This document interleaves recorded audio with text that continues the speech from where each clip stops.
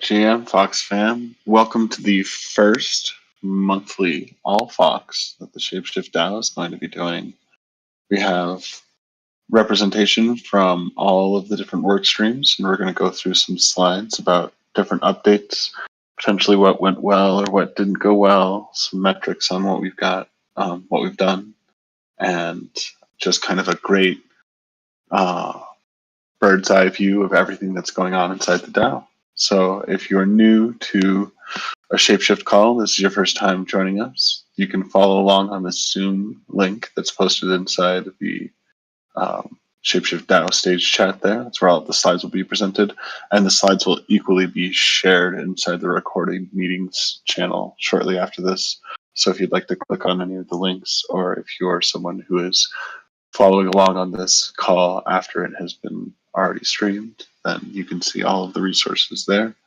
So each workstream is going to have a couple of minutes to talk through all of their things, and without taking any more time away from everyone, I will get us started. We're house rules here. Feel free to post anything inside the stage chat if you've got questions. We're not doing any Q&As for any of this. Maybe as time goes on, we'll have a Q&A section. Right now, we're packing it really tight to get it all in inside an hour. And we're going to go through all of the work streams that you see listed there, from product at the beginning to the foundation itself there at the end. Each work stream leader or representative from each work stream will come up here and present. And if you are one of those work stream leaders, please feel free to hop up on the stage, or I will be on the lookout to get your hand raised as well, and get you up here. If you're looking to get involved with the DAO and you're coming in from some other resource that isn't this Discord, there's links here for the Discord, for the app itself, for the Fox forum, for Boardroom, for our GitHub, for a view of our treasury at Zaprify, and for all of our documentation in the Notion. So please check in there. And I'm going to pass it right off to Diggy here, who's going to get started with the product stuff, but also a statement on the Dow Vision as well. GM Diggy, GM. Thanks. Hi, everybody. We're going to try to fly through this since there are so many work streams presenting. But yeah, I just wanted to hit on our vision that we envision a borderless financial system built on open, decentralized protocols. We shall be the pathway into this borderless financial system and open source multi-chain self-custodial crypto platform, enabling billions to achieve financial sovereignty. So just a reminder of what we're doing here and what we're building. Tyler, do you want to add anything? Are you? No, I think that was great. Cool.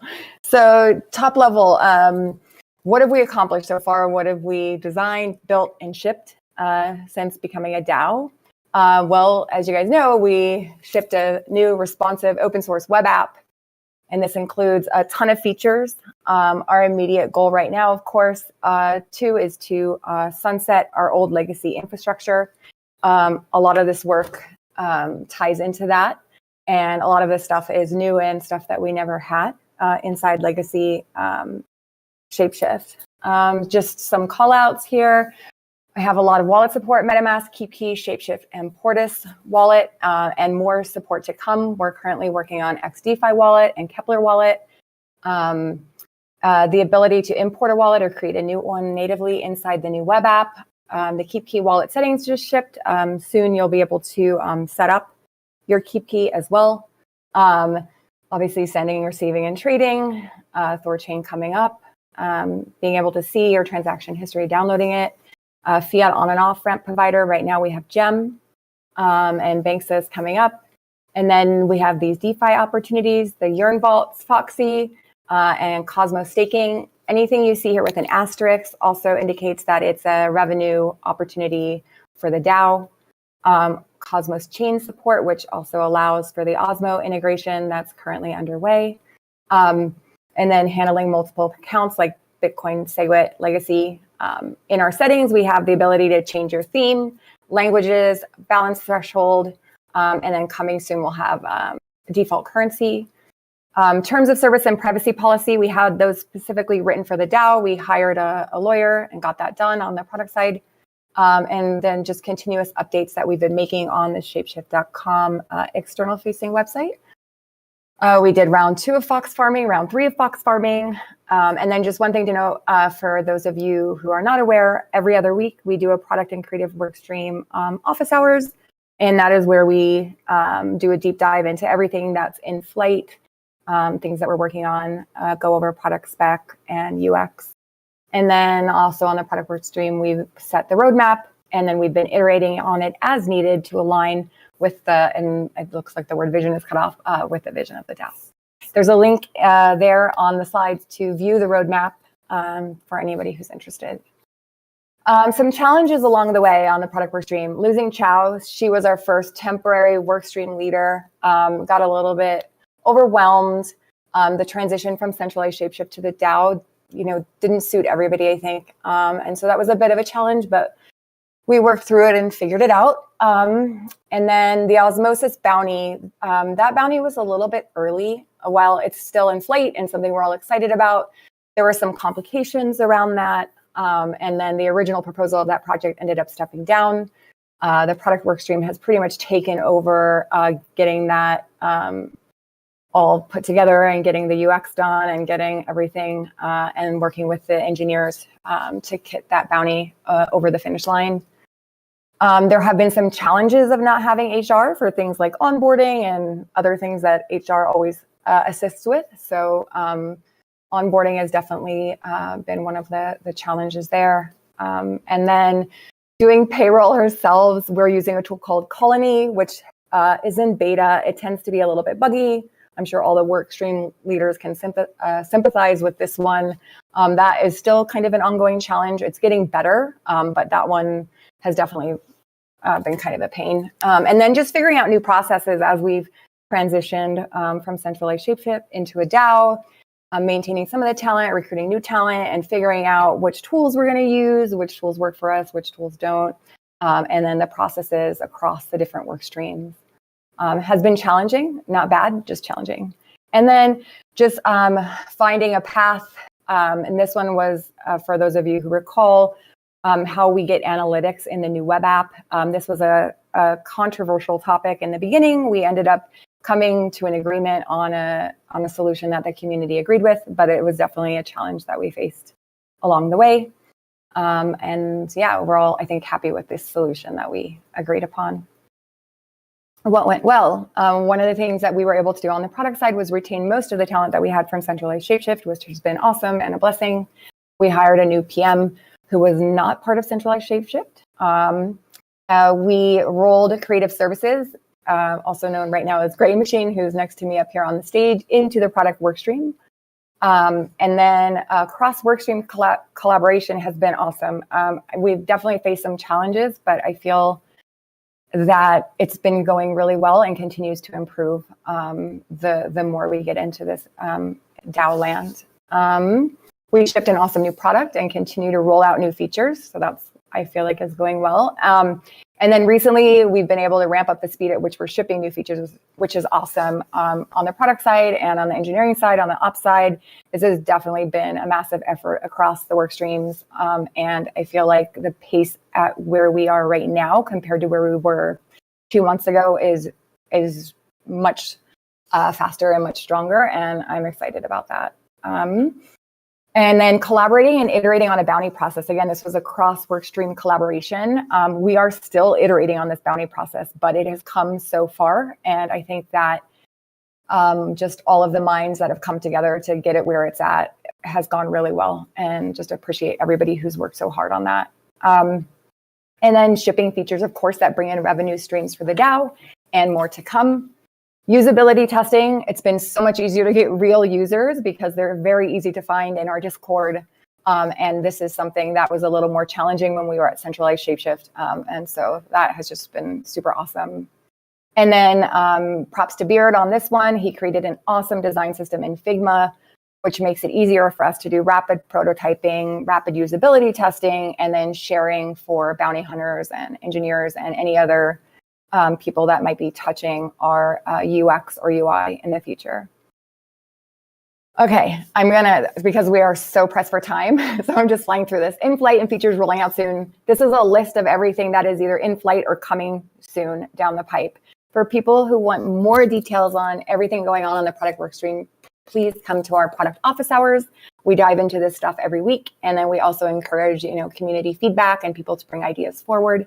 Our next office hours is tomorrow, actually. So I will wrap it up there and pass it off to Gray Machine, who's going to talk about what the Creative Services Squad has been up to. Thanks.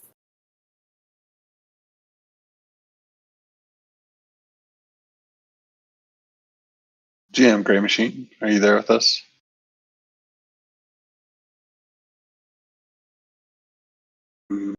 Might have an issue with your mic.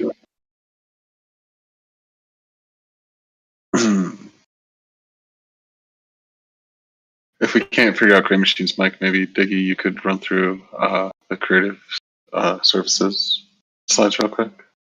Yeah. So a lot of what Gray Machine does, I'm sure you guys have seen a lot of what he posts, the videos that he does, everything that he did to support East Denver. He's done a ton of stuff here. So I would just highlight, he did design a bunch of quick turnaround visuals for various launches, Sushigon, Tokamak, Coinbase Cloud, Fox Chain. He's done the high-end video launch for the Web V2. That was so awesome. If you guys haven't seen it, if somebody could post it in the stage, that would be awesome. That video was amazing. And then, yeah, like I said, the content for Denver.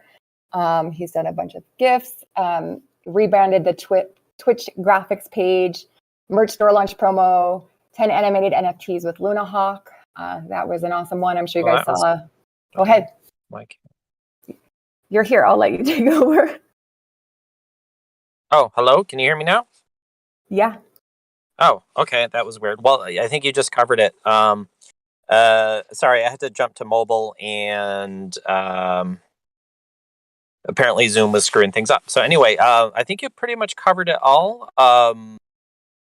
We've just been pumping out content, trying to support all the different work streams, getting educational content, marketing content, and stuff like that. We'd like to push forward, kind of increasing the visibility of creative services, probably starting soon to hold some office hours bi-weekly, just to kind of get people up, kind of looped in on what's going on. And just kind of getting more deeper integration in other work streams, and just kind of furthering the design services and brand alignment with all of what is going on. And in that spirit, we're pushing forward on redoing the brand guideline. That's actually just started doing that today. So I think that about covers it. And I will mute, or actually just get off the stage. Awesome. Thanks, Diggy, and thanks, Gray. We'll keep moving right along with DeFi, GM DeFi. GM hunting for the mute button. Alrighty. Let me find the Zoom window real quick. So, going back to the beginning of the DAO, Josh Fullen was running the engineering workstream. I took over about 6-7 weeks ago at the beginning of March. This was the deliverables that we promised for the 6-month budget, and we're about 25% of the way through that already. So this is a non-exhaustive list, but just running through it really quickly. Keep key settings is live. The recover functionality is about a week out as well.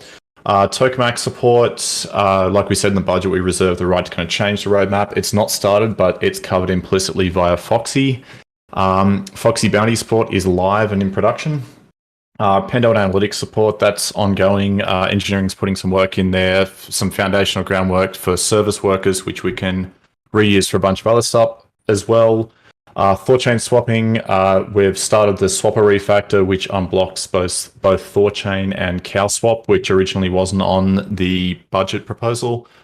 Transaction history and export is completed and looking a lot fancier than we expected. Internationalization and localization support. The app is currently translated into 7 languages, and we're putting some automated infrastructure in place for the globalization team to more easily be able to keep those up to date. The legacy wallet migration, that started last week. Probably half of the front end stuff for that is done already, and the back end stuff is in progress. Wallet Connect integration, the HD Wallet Bounty is out there, so that's kind of half of what's required for one part of Wallet Connect, which is us being a DApp for Wallet Connect, not the other way around. The mobile app strategy, this is not started yet. This is probably the biggest scope of work and something that we're going to work on towards the end of this budget. It will be the last major line item required for the be able to sunset the legacy Shapeshift. Cosmos implementation is completed. We've got the release branch out today, and we're going to be turning the flag on and doing the press releases tomorrow for that. Osmo Bounty support ongoing there with the Cosmos work that's been done. The foundation's all there to kind of unblock that Bounty Hunter team on that. Additional UTXO chain support not started, hasn't been prioritized. Once Kevin is back, we're likely to put some of the kind of final architectural pieces in place for Unchained, which will allow us to bounty out like UTXO chains. On-call support and maintenance is ongoing, and special thanks to the Shapeshift Foundation and Adam specifically for shielding the engineering workstream from that work.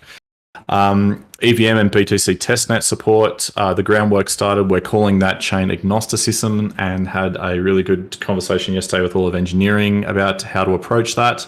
And general upcoming bounty support, that bounty process is matured. If you guys want to see the link to this, check out the Shapeshift forum for the original budget forum post, the spreadsheet link there. I just added a separate tab to that with this status update against the original proposal. Do you want to jump to the next slide, Tyler? Bounties. So this has become an integral kind of part of how we're getting work done and a vision that we're moving towards in general, and part of our hiring funnel. So the bounty process has very much matured and has been handed over from myself and Ocean at the foundation to operations. We're moving to a new tool as well, away from Gitcoin to a new one called dwork. Gitcoin's basically sunsetting this, not sunsetting, but deprioritizing support for bounties. And this dwork platform has popped up, got a bunch of fancy integrations. So we're going to be administering stuff through there, and the candidate pool looks a lot better as well. In terms of metrics, as of April the 4th, 81 bounties in total have been completed, representing 48 new contributors since the inception of the program. This is a key part of our hiring process. We're putting pretty much everyone through this, regardless of their talent, as a good litmus test for how people both communicate and operate with the team, and the quality of their work as well. So we've had 2 full-time contributors and 4 part-time contributors via this funnel. If you want to see community statistics, you can go to analytics.shapeshift.com there. Next slide, please. And that can be you in the picture, by the way. If you're a shadowy supercoder, come to us. Just looking ahead, resourcing. In the budget, we had several open positions, so 4 for engineering and a technical program manager. So we have 3 candidates in the pipeline there for engineering positions going through that process at the moment. We have 1 technical program manager candidate in the pipeline that's been through a bunch of interviews. We have, this is kind of one of the most exciting things, 4 part-time community devs that we consistently give work to, that we don't need to bounty to, become kind of trusted contributors, and very reliable resources for the team to draw upon. So that's great to see that we don't have to necessarily hire specifically, but we have a good community of people there. On the technical roadmap, the very high level stuff, this is absolutely not exhaustive at all, but these are kind of themes that we're looking towards. Chain agnosticism, so removing some tech debt that we kind of overlooked in the architecture originally back in August-ish. So this will unlock, test nets and all of the layer 2 EVM stuff that's coming up. Single-sided staking abstraction, the end goal here is if you're a protocol that does single-sided staking, you should be able to come and integrate with Shapeshift with 2 PRs and a well-documented interface to basically integrate against. And then the swapping, now that we're looking at ThorChain and CowSwap, we're basically creating an abstraction so that we can plug in further swappers down the track.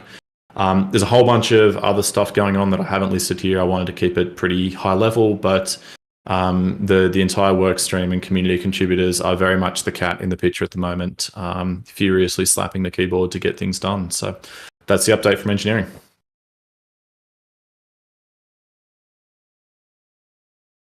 Thanks, DeFi.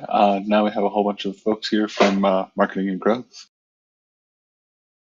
Hey, everybody. Let me know if cell phone breaks up a little bit. I had to step out of an appointment, but I wanted to just take a minute to, introduce myself, our work stream a little bit, and then I'm going to toss it over to Hunt to kind of kick off the rest of the slides. Just kicking off the growth and marketing work stream. We have good news that it looks, as of right now in Boardroom, that we should be tomorrow morning at 5 a.m. Eastern Standard Time. Our proposal goes up for the 6-month period, so super excited about that.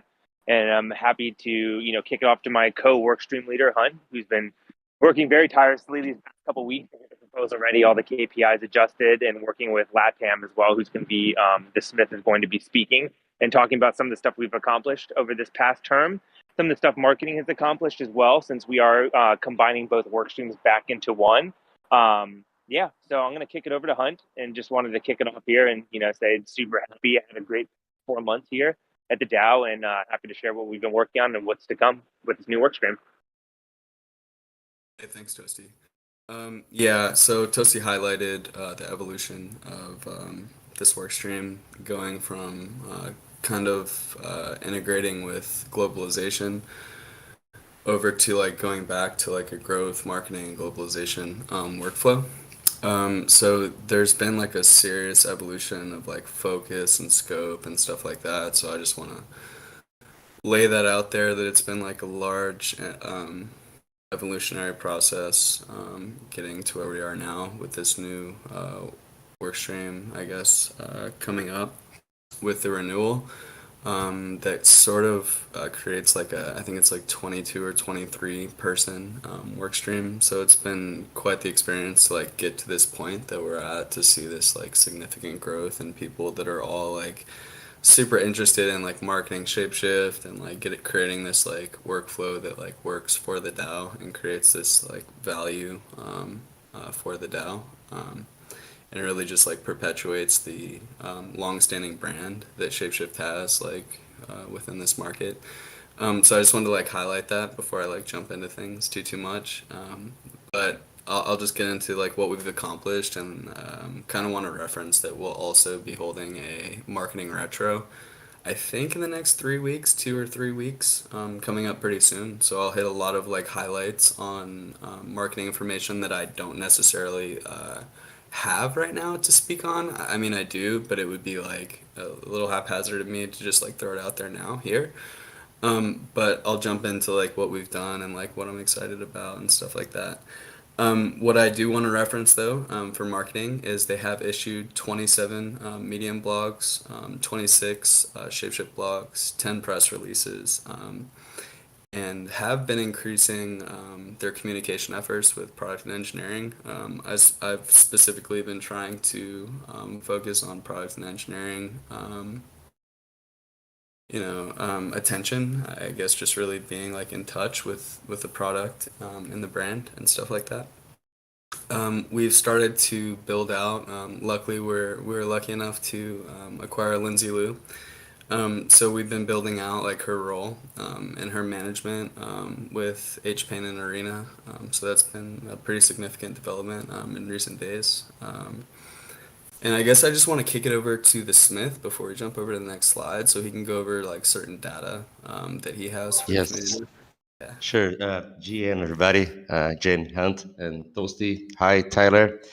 For Latin, we always envision an engaged and well-informed community about blockchain, DeFi, and mostly about the DAO topics. So we focus a lot on education and incubating new community members, making them true brand promoters. So yes, we are adapting our written flow roadmap in order to meet the workstream leadership demands. It has been a success. We are aligning our press releases almost simultaneously in some languages and conducting joint works So I believe that like Hunt mentioned, this evolutionary process has been good for our collaborators in our workstream. Now they can interact, with each other, and we are turning this into a global environment. So yes, currently we continue with bounties on Latin side, textual and audiovisual content that we have to make sure that they are useful to nurture the community on trusted information. So I brought some solid numbers to give us an idea about the dimension of our Web3 environment in which Latin operates. So we are established on two socials blockchains, Library and Hive. So we are doing the full coverage of all DAO's institutional events, such as newsletter, the PRs like the VFOTs, the VFOTC today.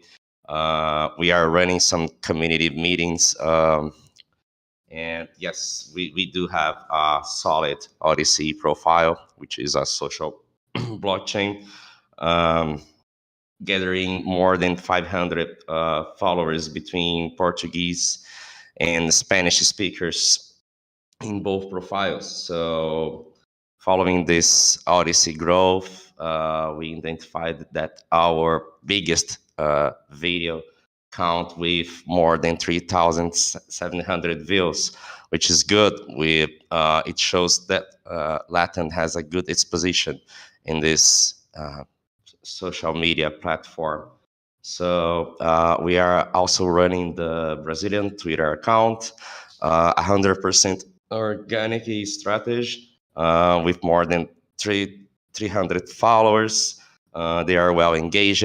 As you guys can see, we are keeping this growth pace on Brazilian Twitter account. We've experienced a large audience running EMAs with centralized exchanges like Matsky, and we also did some airdrop partnerships campaigns on Twitter. And we also identified growing demand for Shapeshift products like KeepKey in Latin America, which is a very well-established brand. I didn't know about that. So yeah, I'm very happy to identify these demands. So that's all for Latin. Thank you, guys. Hey, thank you, The Smith. Yeah, one thing that like really excites me about like you and like your progress with like LATAM has just been like to be point blank, like my focus for the last like 6 months, like probably like over 50% of like my real focus has been on you guys, and like it's been really cool to just like see that growth happen, and it's been really awesome. And we're at the point, since we're still on what we've accomplished, and I need to move through this a lot quicker. I think seeing LATAM like grow into this like system that has actually been training like US marketing on their Web3 systems and like guerrilla marketing tactics has been like a really beautiful thing. And with US marketing also training LATAM and helping LATAM with stuff that they can't necessarily accomplish without the other side. So it's been a really cool system to like set up and see everybody like working off each other, and not necessarily to have like a LATAM marketing anymore. It's just like a global marketing. Like we don't have to have like a separation of teams Yeah, anymore. it's true. And it's been really cool to see. Just like everybody, like there was like a total disconnect of comms. Like absolutely no I was the comms. So luckily that I don't have to be the comms anymore. People just talk, and it's been really awesome. So yeah, I'll move on to the next situation. So we have challenges. This is tough. We did have like a split and then a remerge. We had leader leave and restructuring of the work stream to recombine everybody again. There's been a slight lack of expertise in some areas, but I don't blame anybody. Some of these, like, some marketing strategy takes like a lot of time to like understand, so that's totally cool. There's been unpredictability and like release readiness and like capability of us to actually release properly, in my opinion. I don't think the DAO has necessarily had a good release. V2, in my opinion, wasn't a proper launch for a company like Shapeshift, and I'll just be point blank. And I think that moving forward, we will be able to like accomplish what we need to accomplish, like in terms of like releases. But one of the major problems, you know, is like we didn't have an email, we didn't have email access, we didn't have all these other things. So some challenges we faced previously were just like getting set up, which is totally fine. We're like building a foundation to try to like create like this really awesome structure. So that's cool. A number of a challenge, I guess another challenge. I didn't write this. A number of subject matter experts willing to be named in media. I don't really understand what that's about. So I'll move out of challenges over to the next slide. What went well? I highlighted a bunch of stuff that went well. LATAM growth and community building efforts have been beautiful. The Smith was on stage, like main stage at E3O, and he's about to do that at BigConf too. That's super badass in my opinion. He got up there and talked about like the Yeah, full pro- yeah, the full pro- basically, the Shapeshift brand brought us to the main stage, you know. So all the event organizers come and speak to us, and like we do know Shapeshift, and we know how you guys, you know, contributed to our Ethereum ecosystem. So that's why we want you on the main stage. And yes, it was I was caught by surprise, but it was amazing for sure. Yeah, it was crazy that you didn't even have a data plan and you still crushed it, and like you just crushed it. It was amazing. Yeah, So the I think curious, like just an addition, the curious part that we just the ledger guy got COVID, and then he just can't attend the event. So we speak about private keys and hard wallets. Yeah, it was really yeah, amazing. I guess I'll take it. Oh, that guy. I guess like soup or something. But yeah, it's definitely cool that you were able to do that, and I think BitConf will be excellent. Like I have a lot of faith that you're just gonna go up there and represent, like, and it'll be cool. Education continues to maintain inbound education-related support and consultation while producing onboarding content that will expand in the future. I will mention that, and it'll get even better. Product launch support, like I said, I haven't had I wouldn't give a good grade to our product launch support on marketing, but I think it will get better as long as we set up the system that we need to get better. And I'll move to the next slide. What's to come? I guess I was sort of already covering that. I want to see us in the media more.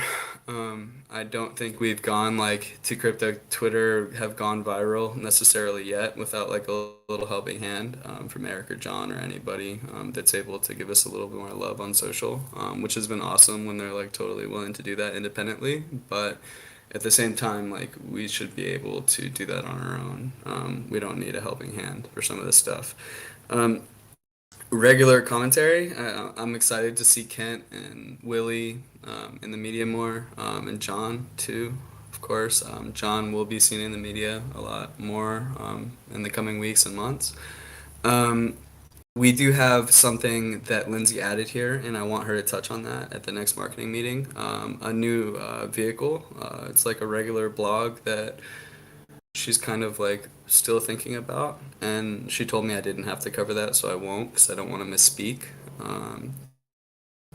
We already spoke about BitConf. Education's working with consulting on partners like Share, who will also be engaging with the SubDAO and investments. Merch releases, continued partnerships, evolution of Twitter strategy with new asset acquisition, and again, improving product launch strategy. I can't emphasize enough how much I want to see like a real like a product launch that I'm like happy with. Like really just like see a solid like Shapeshift as I know it as like a consumer rather than a contributor. I don't want to like give myself like a pat on the back when I don't see something like done right, like for a brand that like I actually do care about a lot, even outside of being a contributor. So yeah, that's everything for us, I think. And cool. Thanks, guys. Thanks, marketing and growth. I'm up next with operations. We're going to make it real quick here. For triage and bounties from operations, we had 185 triage reports. We resolved 44 of them in the same week, and we've now begun a process of turning those into bounties as well. You'll see only 17% of our triage reports were successfully turned into, or 17% of all bounties were made from triage reports. We're going to be taking on more of that as operations has taken on the bounty program here. Other interesting things on this list, 124,000 FOX have been spent so far in total bounty payouts for the bounties we've been doing, and we've had 49 contributors join as bounty hunters since we started taking the stats in mid-December. One of the biggest challenges and issues in operations has been test funds and gas fees spent on test funds. And so there's some quick numbers here about kind of the budget and how we've exceeded the budget sometimes in test funds and had to really ratchet up in our next proposal to meet that. But we've spent over 11 ETH so far since the genesis of the DAO, just in gas fees and contract executions and things like that. So just to get it into your heads about what it takes for the operations work stream to provide what we do to all the other work streams that rely on us, there's some good numbers for you to see how much we're actually doing and spending just to assure reliability of all of the feature sets. There's a list here of both completed Go-No-Go's, Goat-No-Goats, and in-progress Goat-No-Goats. They've been pretty successful in organizing our all of our different stakeholders on all the different projects that we've got going on here. They've also kind of highlighted some ways in which we can be more agile in our process. There's many things that maybe we created bigger meetings on that we need to scale back. There's maybe some work streams that maybe need to be involved later in the process or earlier in the process. We're still learning all of these things. The newest thing you might see is the introduction of mini goats. We've got some smaller projects coming out, and they will require organization, but the framework and the structure for how we meet might be a smaller template, less time, and less involved as some of these regular goats. So be on the lookout for mini goats coming down as a direct response to us learning from the goats that are listed here. And then just some quick slide and numbers on governance. We've had 35 governance calls. We'll have 36 tomorrow. And that's resulted in almost 160 forum posts with 75 governance proposals, 1,235 voters, and a total of 8,076 ballots so far. So I really hope to continue to report month over month on growth of the state of the governance and things like that. And as we move on in the future of these all foxes, all of those numbers will start to look even better from the operations side, hopefully. All right, and now we're moving right over to security. GM, Mr. Nerdhair, I'll pass it to you. GM. So security, we work closely with engineering. That means a lot of the stuff we do isn't user visible. So I've just collected a few things here that are kind of user visible and we're particularly proud of. This is over the course of the existence of the security workstream. We've developed the native wallet for the Shapeshift app. The native wallet, specifically, it's the next best thing you can get to not using a software wallet at all. Any software wallet, especially software wallets on a website, are inherently limited in what they can do, but it has been built with a level of paranoia that would impress a Cold War spy master. We keep only one copy of your seed, as everybody else, cans out copies to all sorts of libraries. When you log out, we don't just, forget about it. We hunt down every copy in memory and destroy it. And that's sort of the foundation of our whole idea of self-sovereignty for the masses, replacing centralized login-based kind of wallet with something that you can keep on your device and be secure. Anyway, we have also made it a high priority to enable deterministic builds for our application. You can go to app.shapeshift.com/cha256sums right now and get a list of all of the hashes of all the files involved in the application. You can pull the code down, build it yourself, and compare, and see that the application that we've deployed is actually the correct thing, and not something that's been tampered with by somebody all how Badger DAO got hacked. And also, I attended ETH Denver this year, repping Shapeshift and our security chops, asking hard questions of other blockchain companies, especially new layer 1 providers and people inventing protocols of stuff that run on EVM chains. How their approach to security works, and explaining a lot of the difference between something like MetaMask and something like us. Also making sure that people who come by our booth can tell that we have people that know our stuff. We're not just a marketing operation. I mean, no offense to marketing, but it's a lot of DeFi stuff is based on hype, right? Well, we've got the substance behind it, and that's sort of the critical message that I was trying to help deliver there. Next slide, please. Right, so this is the important one. The security workstream measures success in how many bad things don't happen. And so far, there haven't been that many bad things that have happened. So that's good. Specifically, we've provided security audits for partner integrations and internal code. Some of the results of that, for example, we made sure that our one Fox wasn't run by Itchy. So, it's run by us with Itchy's, advice and so forth. But even if, they set their parameters wrong, or even if they get, they had their Rari pool problems, and even if they decided to be malicious and try to rug everybody, they can't. We're vigilant against phishing attacks as well. This stuff that uses the shapeshift.com domain to trick people into entering credentials, logging into something. That's one of our sort of things that comes up fairly often. And just in general, the idea that you have to trust a website or a content distribution network or really anybody in the chain. We try to minimize that as much as possible. Next slide, please. This is a list of all of the reviews that we've conducted so far. The first one, the Pendo agent, was JavaScript. The rest of them are smart contract reviews for partner integrations. I guess the Yearn router we wrote ourselves. It was a sort of a new feature, but it was to plug in with Yearn. All of these smart contract things, they go on the chain. They're immutable. You got to get them right, and you can update a web application.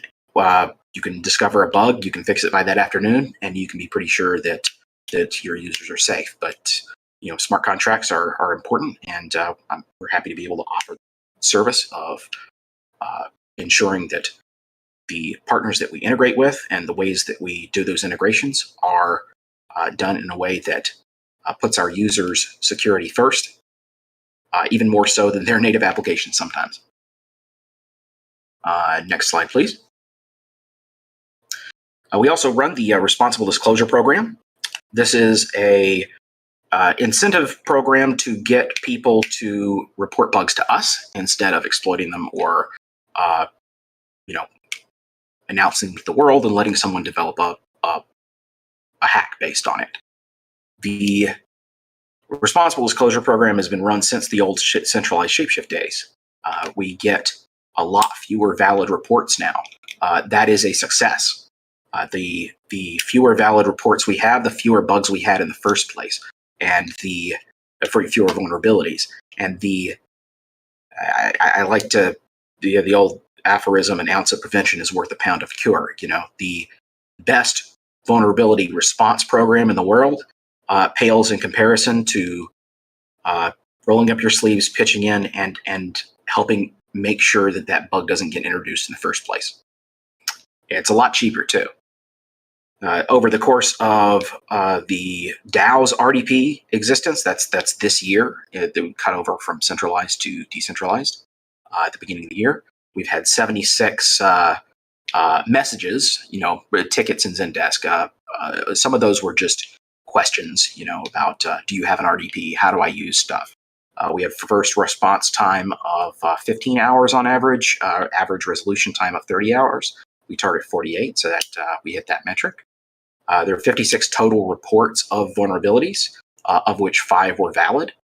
We had a fair amount of confusion over which systems were legacy systems, and stuff run by the foundation now, but it's on the chopping block. Axiom, beta.shapeshift.com, all the old login stuff.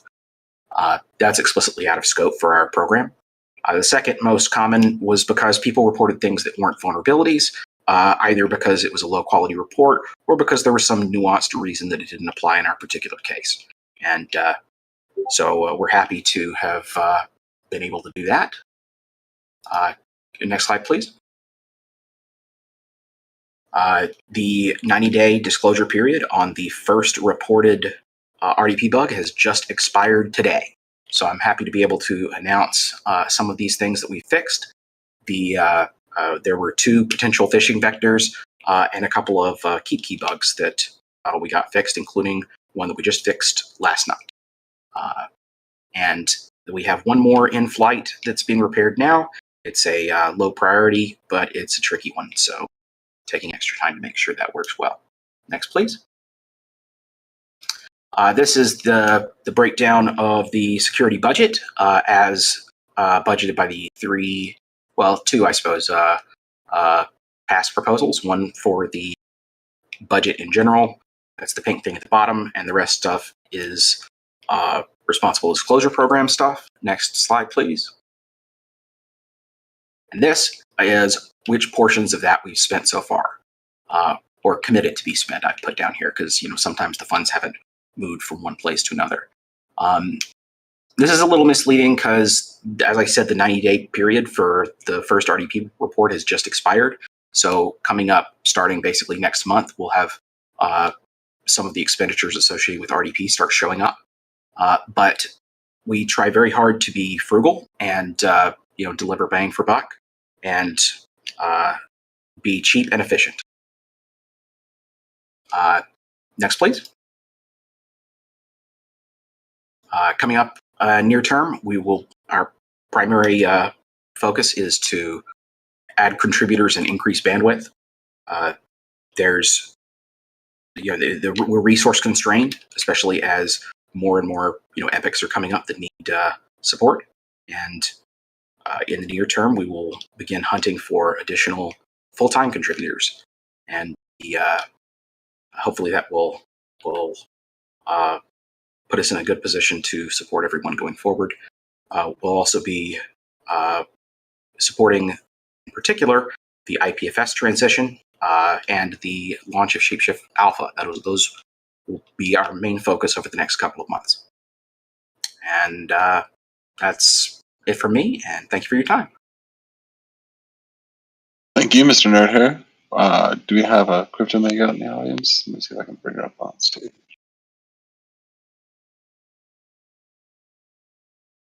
And I will take this little moment of silence too to say that we are getting down to 10 minutes left on this call and still a couple of work streams to go. So if you could be mindful of the time, I would really appreciate it.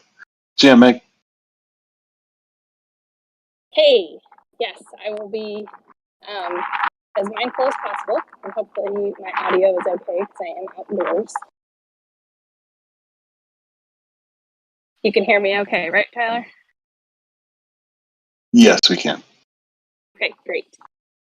So we're approaching 10 days away from finishing our first experience as a work stream with the ShapeShift DAO.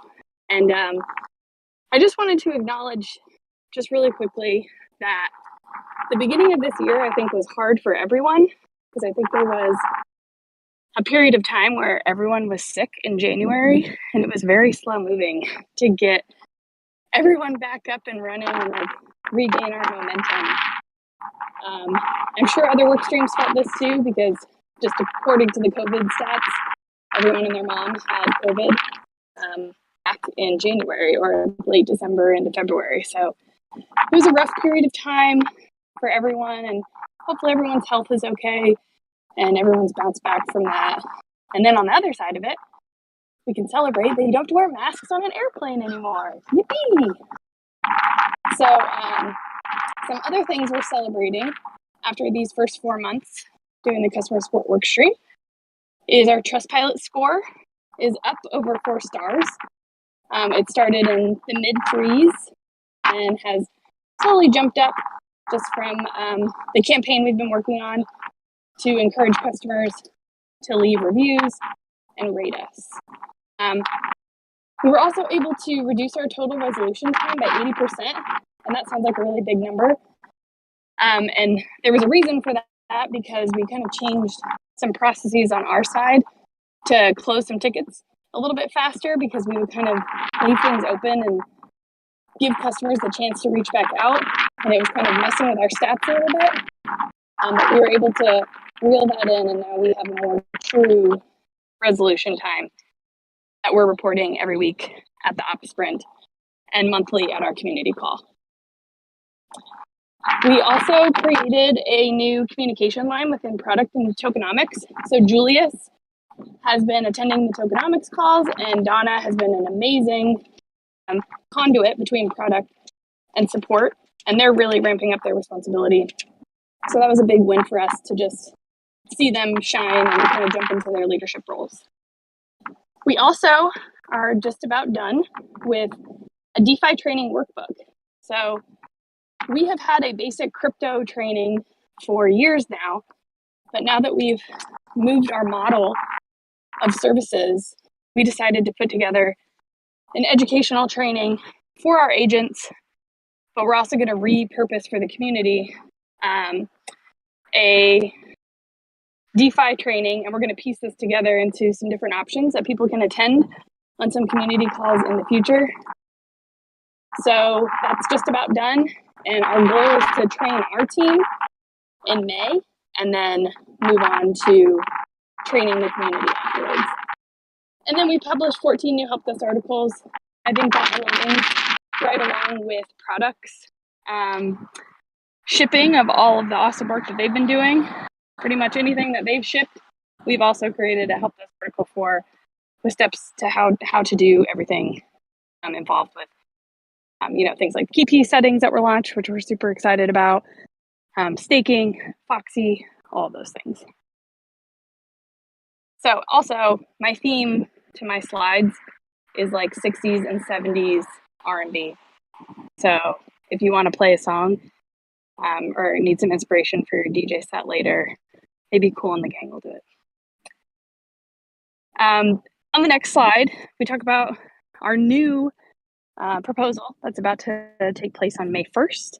And there's just a few significant changes taking place with that. We added 2 additional months. As most of you know, I'm going to be taking maternity leave right around when our proposal was going to expire. So this just gives me some extra time and makes sure there's no major disruptions in service or the agent's pay or payroll cycle during that period of time. Also, the funding is approximately $7,000 less than our initial proposal per month. It's not the best reason for cost savings, but unfortunately, one of our top team members resigned about 3 weeks ago. SS Mark, he's been a crucial member to the team for several years, but we're now reorganized and ready to take on the challenges of this next proposal without him, but he definitely set the stage for us to be successful. Additionally, I'm going to be moving part-time during this proposal, just in preparation for my new babe on the way. And Donna and Julius, like I mentioned previously, are taking on more responsibilities. And within the proposal, I added a pay increase for them because they're taking on quite a bit. And then come see about support and our supreme customer service that we've been providing over the past 4 months. Anyone who's smiling at how cheesy I am, that's exactly what I was going for. Incoming total weekly tickets, you can see, have remained pretty moderate over the course, moderately similar over the course of the past 4 months, teetering in between that, 200 on average mark, dropping down more recently to about 150. And a lot of this is market driven and product release driven. So anytime we have bigger announcements, that affects tickets. And something that I know marketing and growth are working on, mentioned, is just the email campaigns and more of the PR that Lindsay's going to be working on will obviously contribute to more tickets in the future. First reply time has been killer. That's in minutes right there. So we're under an hour. We're responding to customers on a regular basis. And then below is just a look at total reviews that are coming in week by week for Trustpilot and mobile app. So this is a big thing that we've been focusing on, as well as the DeFi training that we're working on and will be kicking off next month. So I think one other thing I wanted to add is just the changes happening for our team. One of the biggest challenges we've probably had to overcome is obviously Mark leaving, but that was kind of unexpected. But definitely keeping the pace with everything that's happening with product and engineering has probably been a big obstacle for us. Sorry, I need to talk faster. And additionally, Discord, because we're now providing support on Discord and not just through Zendesk. So that's been a big shift for us too. But we're enjoying it and we're hoping that it moves further in that direction. Thank you, Tyler. Sorry, I took more time than I thought it would. No, thanks, Meg. That was great. Great updates. And now we have Miss with the Mod Squad. GMS.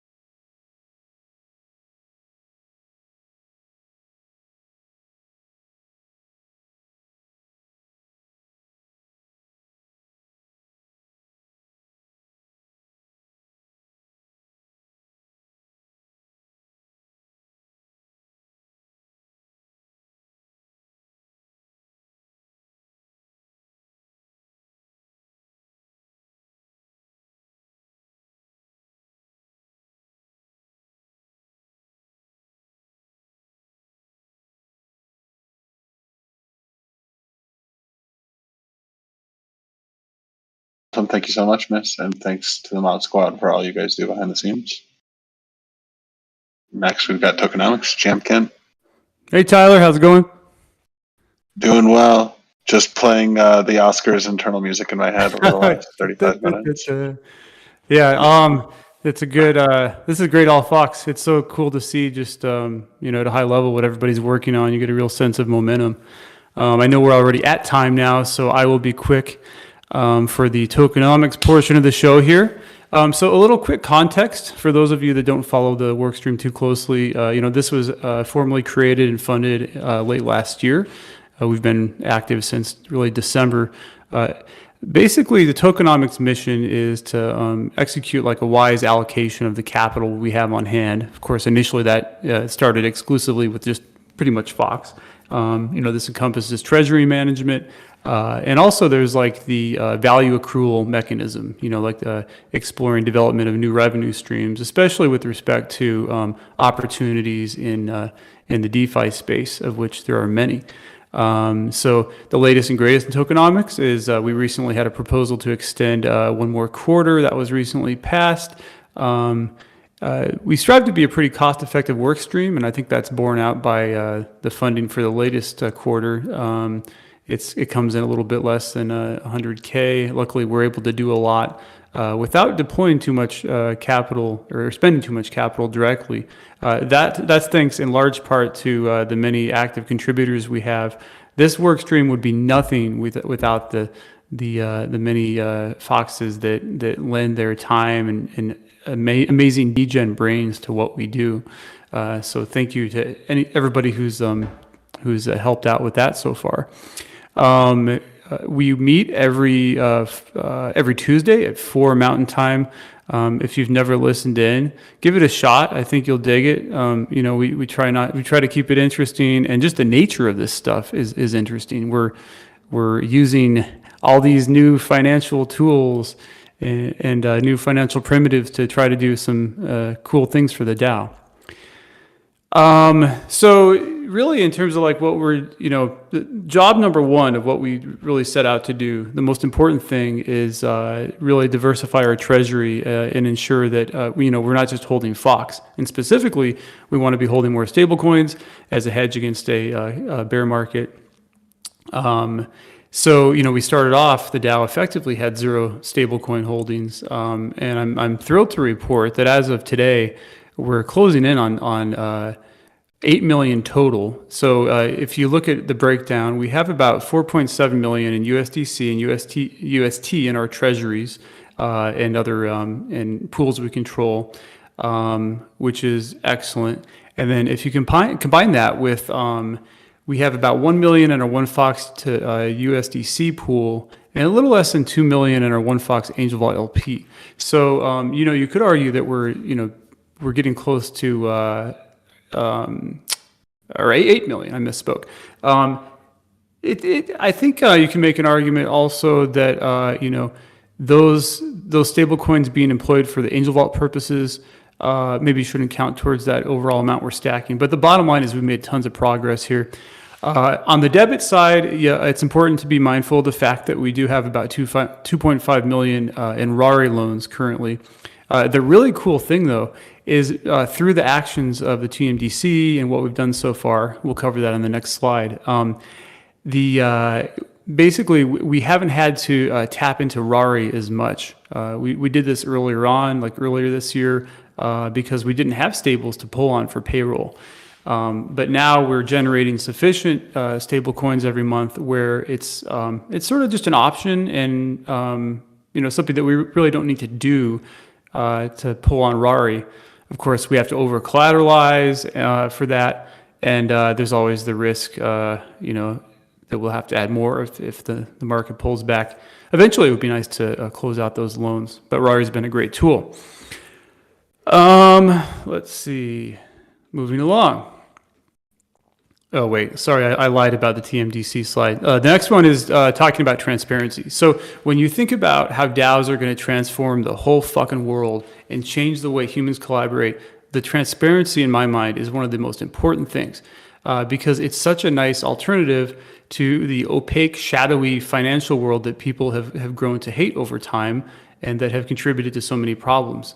And, you know, from a quote company perspective or organizational perspective, it's great to have transparency and see what's going on. So how do we apply that to the DAO?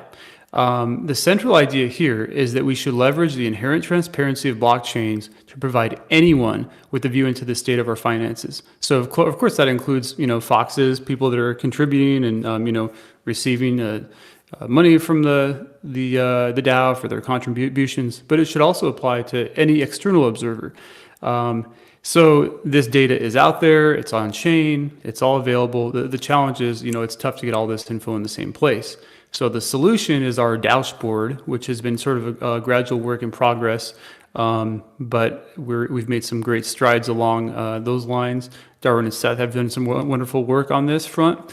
If you go into the dashboard channel, you'll see some links to spreadsheets tracking these different things. But we're not quite there yet, but we're getting closer to this vision of a sort of portal, a tool you can use to say almost at any given moment, you know, what are the how is Shapeshift doing?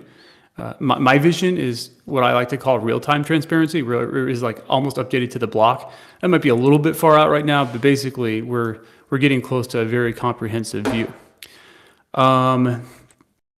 Okay, on to the TMDC. So the TMDC, it's important to note, this is separate from the tokenomics workstream. The tokenomics workstream does not control the TMDC, they're separate. But in practice, the functionality are closely overlapping. The members of the TMDC are also part of the tokenomics workstream, and we all, you know, collaborate and work on things. The TMDC is tasked with, well, initially it had a 60 million Fox allocation to spend towards various things. And one of those things has been the stablecoin exposure. The sources of our stablecoin exposure, primarily we have the Olympus bond, which is or the Olympus USDC to Fox bond, which is overseen by the TMDC and the bond committee as well, helps with that. And then we've had some success token sales, and of course we have our validators in the Cosmos space. But we discuss and deliberate these things twice a week. Anybody can listen in. It's 3:30 on Tuesday and 4 o'clock on Thursday after our governance chat. Current members are Professor McCarthy, Roderless, Josh A.F., John, and myself. Shout out to Danielle, who's no longer actively with the DAO, but it really helped spark all this. So fast forward to where we are now. The TMDC is going to soon be requesting formally via governance another 60 million Fox allocation to work with. I think our results speak for themselves. There's an actions and results spreadsheet that Josh put together in the proposal, which Roderless posted into our ideation forum. So give that a look. And I think the results sort of speak for themselves in terms of why another 60 million allocation is warranted. But ultimately, you as a community, as a voting community member, that's your call. So then we have Foxy. I could aptly describe this if I was like some sort of drunk cowboy, is like our state-of-the-art rebasing, yield generating, ass-kicking, highfalutin way to distribute rewards to Fox holders. So it is live, and I mean, it very quickly got over 10 million TVL, which is really phenomenal. And I think we've seen, you know, Shapeshift get more attention, the Fox token get more attention as a result of this. Okay, so where does this cross over into tokenomics land? Initially, there wasn't, you know, at a high level conceptual sort of thing, there was some crossover in terms of like, okay, the mechanics of this. Then it kind of became like the development of Foxy, and we have some smart contract rock stars, you know, that were working on that. Toshi and Ocean really pushed that forward, and I can't stress enough how revolutionary Foxy is. It's using a rebasing mechanism in a really cool way that I don't think really exists yet in this context. Anyway, so the TMDC is tasked with managing how rewards flow into that contract, and that's a big component of what we do under that new paradigm. I'm going to try to haul ass here because now we're 11 minutes over. So VFox, this just got launched to the general public today via a blog post. Very exciting. So in a nutshell, this is a sub-DAO that's laser focused on early stage strategic allocations in tokenized projects only. This will not be any sort of equity investment. The initial VFox committee consists of John, Willie, and myself. Thank you very much, Fox and Lady. Appreciate it. That sounded a little bit more like Elvis, actually. This is super exciting because it gives us a way to invest in, or make strategic allocations into these early stage projects. We've had really good luck with our first effort for this, which was before VFox, but that was Silo Finance, done quite well. And we see all sorts of interesting things come across our radar. So keep an eye on that, and we'll be getting started in earnest very soon with VFox in terms of looking at potential projects and partnerships. Finally, just wrapping up with Shapeshift Labs. This is something that's essentially like the spiritual successor to centralized Shapeshift's R&D division, which did a lot of cool things back in the day before we were a DAO. But research is very important from a DAO perspective as well. It's crucial in evaluating all sorts of shit with an eye towards uncovering risks and opportunities. These are things like projects and platforms that would like to integrate with us, really vetting them and saying, okay, is this a good idea to pursue that? Other potential partnerships. And then, always keeping an eye on new tech, like scaling solutions or new types of blockchains and new developments that can impact the DAO, because this is a very fast-moving environment with respect to the tech. And these types of bounties are funded via tokenomics. That's my last slide. So I'll pass it on to the Fox Foundation, and everybody have a good one.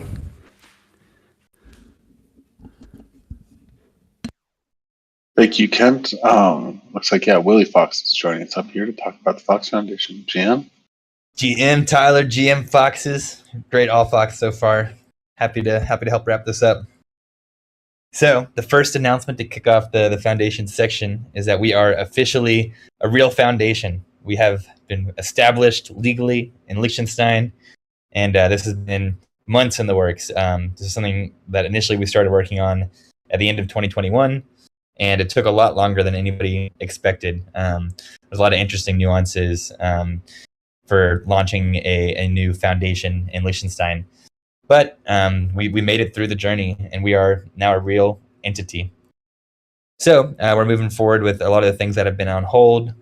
We're in progress with getting the foundation's funding in order, as well as getting access to all of the accounts, setting up our bank account, having our first board meeting. All that stuff is finally unblocked now that the foundation is a real thing, and we are actively working through those next steps right now. I would be remiss if I didn't show you guys these beautiful headshots we got as a foundation. So this is the foundation team. I've got everyone's Discord's handle here. You've probably seen us all on Discord. Here are the handsome headshots of everybody. We got myself, Willie Fox, as head of decentralization, Ocean as our head of technology, Adam Fox as the chief architect, Conscience as head of infrastructure, and Chief of Mish as the chief of staff. So a really, really solid crew here, and we think exactly the team we need to support the DAO in our mission, which is on our next slide. So why does the foundation exist? In a few words, our mission is to support decentralizing Shapeshift. And this includes all the things. So one way I like to think about this is just looking at all of the current central points of failure, points of centralization, or dependencies that the DAO currently has and will have in the near future on the foundation. And one by one, just going through each of those dependencies and replacing them with decentralized alternatives. So things like this new app that the DAO is building that's open source and Fox Chain, the infrastructure necessary to power this DApp. These are the types of things that right now we need something like a foundation to host the servers for all of the legacy infrastructure. But we're already making really great progress on replacing each of these with decentralized alternatives. So this is our mission, and once we've achieved it, our mission will be complete, and our plan is to dissolve once Shapeshift is fully decentralized and independent. And at that point, we will be passing on complete control over the entire Shapeshift ecosystem and DAO to the Fox token holders. and we will be returning any leftover funds that we do have to the DAO treasury. But hopefully at that point in time, the funds that we have left over are just a drop in the bucket relative to the DAO's total treasury. So this is a nice high-level roadmap. Sorry, if you can go back a slide, on our path to decentralization. Right now, one of the first steps is decentralizing the front end. This is already underway, and thanks to protocols like IPFS and ENS, this is now possible to do. Next step is getting to parity with app.shapeshift.com and the legacy apps. This is also well underway. DeFi Cafe gave an overview of the features necessary to get to parity and their current status. So we've already knocked out a lot of these features, and the remaining features, those are in progress. And then once we have parity with app.shapeshift.com and legacy apps, the plan is to migrate all of the users of beta.shapeshift.com and the current mobile apps over to the app.shapeshift.com, the new open source version, and also replace the mobile app in the store with the wrapped version of app.shapeshift.com. And the next big milestone that we have in our sights is decentralizing the back end. And this is also in the early stages and will take longer. This is definitely a big undertaking, but is absolutely necessary in order for us to fully be able to decentralize Shapeshift. So happy to support the DAO in decentralizing the back end. And the last piece is decentralizing ourselves. So already things like, it's been really encouraging to see solutions like MetaMouse that enable work streams to pay any bill in fiat using crypto.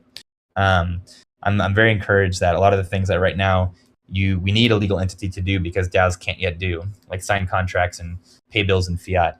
I'm really confident that solutions to these are going to emerge. So we're keeping an eye on this and working on leveraging solutions such as the Ethereum push notification system that we're working on implementing, using these decentralized solutions for doing what the DAO needs to do, and taking the things that we're currently doing in centralized fashions and replacing them with these decentralized alternatives. And once we achieve that, our mission will be complete. And I look forward to the day that we can dissolve the foundation and pass over complete control over the entire Shapeshift DAO and ecosystem to the Fox token holders. So if any DAO community members ever need something that the DAO cannot provide, please come ask us in Fox Foundation. We will do our best to help. We can't. We shouldn't think of the foundation as the first resort, because again, any new dependencies that we add that the foundation has to handle will then be additional things that we need to eventually replace so the foundation can go away. So we might try and instead of taking on some need, we might immediately just help you find a decentralized alternative for it. But you're always welcome to come ask us. And we shout out to the entire foundation team for being active and supportive of the DAO even before the foundation was officially formed. Looking forward to actually having a real entity and getting over some of the blockers that have hindered our ability to give the DAO as much support as we would have liked. And GM, I just want to acknowledge how cool this All Fox has been. It's been really awesome to just watch the DAO over the past 9 months, come alive. Thanks to all of you guys, and pretty cool that it's so cool that we can all just be meeting together right now, looking at all this amazing progress that each work stream has contributed to around the world, and without any legal entity. And I just think it's working really, really great. I always had I hope that it would work really well, but I think it's even exceeding my own expectations, which is saying a lot because I'm an optimistic guy. So kudos to each of you, Fox props to each one of you guys. It's a village, and all of this has been a team effort. Thank you all. And what better way than to end an All Fox on 420 at 420? So GM Willie Fox, GM Fox fam, thank you all for joining us for the first and hopefully a series of many All Foxes. And we'll see you in the metaverse.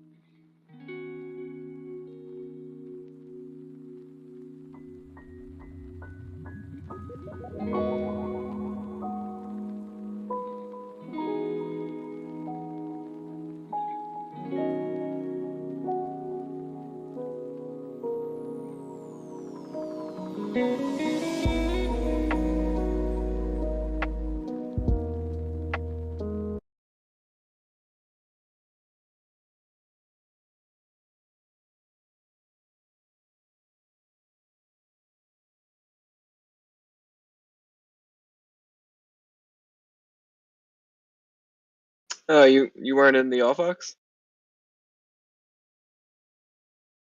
Yeah, I was like, what?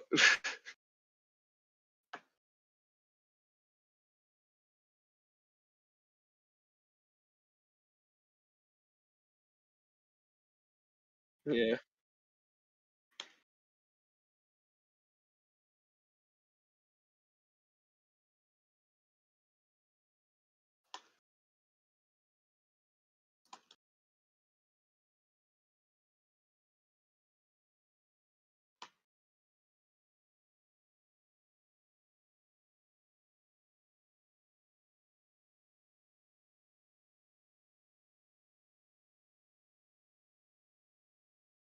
Why?